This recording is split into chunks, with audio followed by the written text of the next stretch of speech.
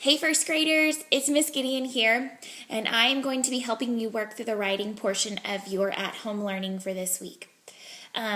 What our job is we're going to need a couple blank sheets of paper, and on those sheets of paper, on one of them, we are going to draw a picture that shows someone having a problem and the other picture that shows how the person solved their problem. And then we're going to write a couple of sentences together describing the pictures. So, I want us to think about the book that you read during reading for this week. So it was Gordon Finds His Way. And in that book, Gordon's problem was he was the new kid at school and he didn't know his way around the school. So, he couldn't find where the music room was, and he knew that that's where his class was going to be. And so he solved his problem by stopping at the art room and opening the door and saying, "Hey, can you show me where the music room is?" And the art teacher was able to help him get there to find his teacher. So I have already drawn my pictures because I really wanted us to work together on the actual writing portion. So, if you want, you can do it with me, or we can do this one together, and then you guys can go on your own after and do it on your own. So before we get started, I want to remind you guys what a superstar sentence should look like, which we're all superstar writers, so we want to make sure that we're writing superstar sentences. So one thing that we need to remember is that all sentences start with a capital.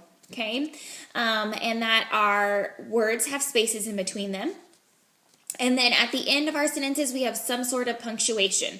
Most of the time, we're probably going to use a period.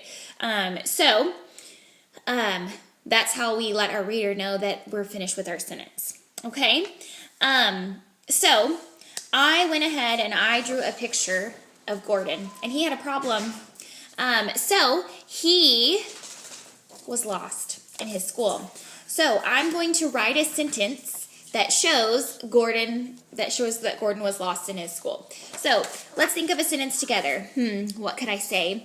I could say that Gordon, okay, so if he's going to be my first word of my sentence, I'm going to have to use a capital letter. Okay, so Gordon. And then I'm going to remember that after my first word, I have to put a space. I can use my finger if I need to put a space after that word. Okay? So Gordon was, I know how to spell that because that was one of my kindergarten sight words. Gordon was lost. Lost. O is L-A-S-T.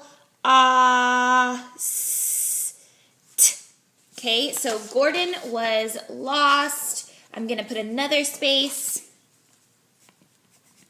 in, and then another space, the school. Okay?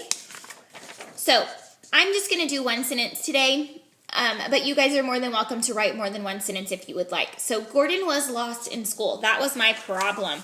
Okay, so then here I've drawn my picture of how he solved his problem. So remember, I said he stopped at the art room teacher's classroom and asked for help.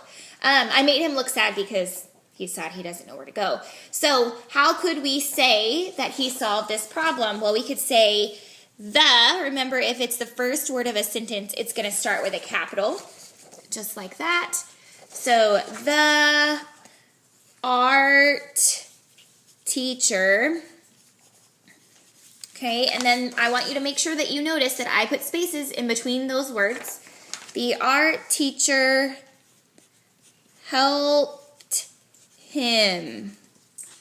Okay, so that's how he solved his problem. So my sentence starts with a capital, there are spaces in between my words, and I have a punctuation at the end.